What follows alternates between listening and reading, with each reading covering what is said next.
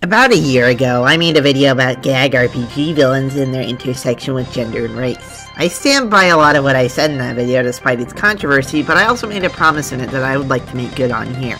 Let's finally talk about Gilgamesh from Final Fantasy V, the crowning example of the gag villain in a JRPG. It's hard for me to even classify Gilgamesh as a gag villain when all is said and done. While most of his encounters are purely comedic, there's a strong narrative through-line in that makes him greatly appreciable. It's almost similar to Commedia dell'arte, a form of theater that is both serious and comical at the same time. His story elicits strong emotions while being understood as farcical. In short, he's one of the greatest Final Fantasy characters that's been written, and one of the reasons why Final Fantasy V is a very special game. We first meet Gilgamesh at the beginning of the second third of the game, in the second major world of the game and homeworld of local old man and third party member Galuf. It's here we learn a few key things about the 8-armed pseudo-samurai. He's goofy, but also extremely skilled. Galuf is our only party member here after a whole game where we've had access to 4 at once, well, for the most part.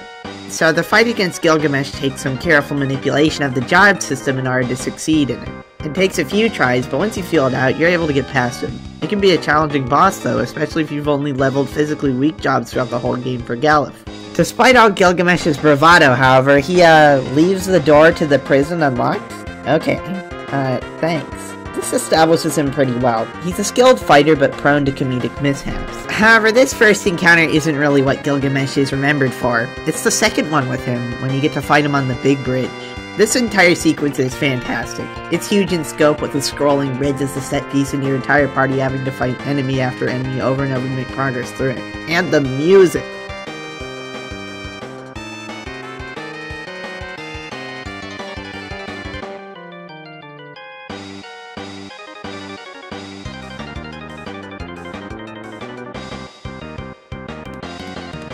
God, Clash on the Big Bridge is always a treat to hear. When you do finally get to Gilgamesh at the end, it's one of the harder fights in the game despite his joking dialogue. Once he gets down to half health, he casts a bunch of buffs on himself in one turn and starts using jump. It's not an incredible difficulty spike by any means, especially since you have everyone together this time, but he still offers a fun challenge. The third encounter with Gilgamesh occurs in what appears to be the final dungeon of the game, Exdeath's Castle. As he is Exdeath, the main villain's right-hand man, he's the last thing you face before the big bad himself.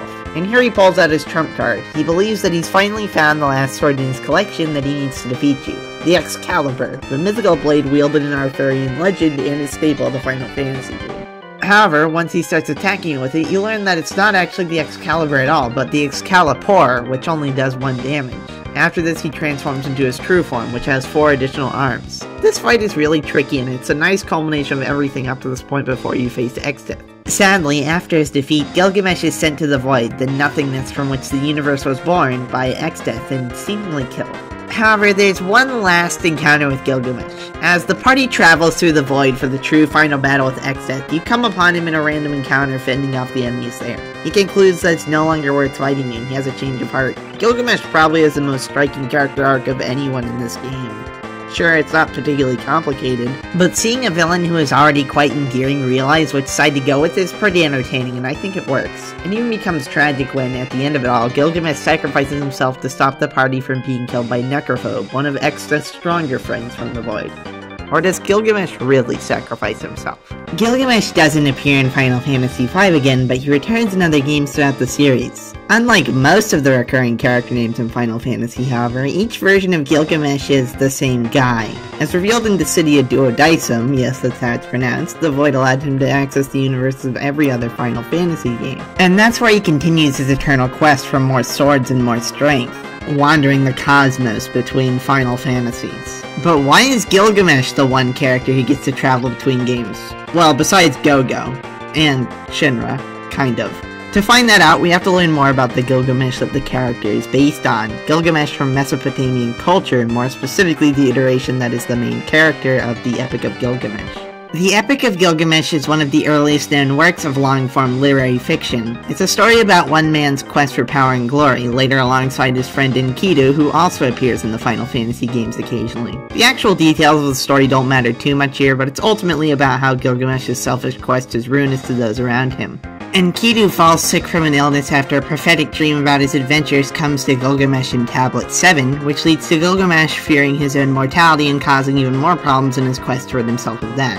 But what does any of this have to do with the Gilgamesh of Final Fantasy V?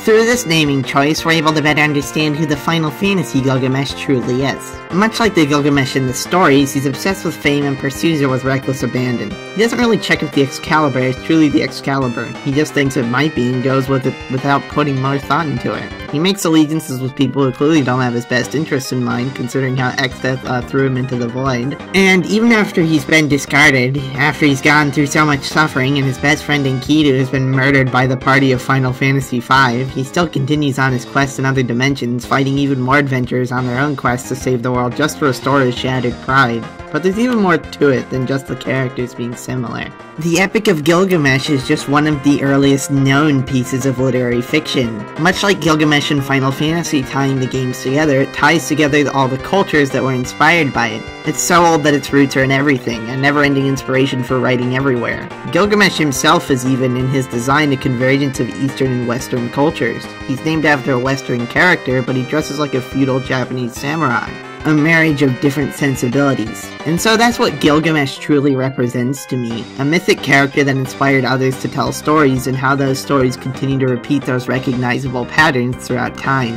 It's our stories that led to Gilgamesh appearing again and again throughout Final Fantasy. His physical presence representing the influence his story has had. Final Fantasy V isn't a narratively dense game. It's one of the Final Fantasies that's known more for its mechanical storytelling than for its intense character work. But that's part of what makes Gilgamesh stand out so much. In such a simple story, a stark and compelling archetype shines out among the characters who don't grow much. And then that character continues to exemplify his own themes long afterward in the numerous appearances he makes in other games. One who ties us all together, our understanding of fiction strengthened in the process. This has been Arcade Everlasting, who thinks recurring gag rivals in JRPGs are fantastic, signing off. Thank you for watching.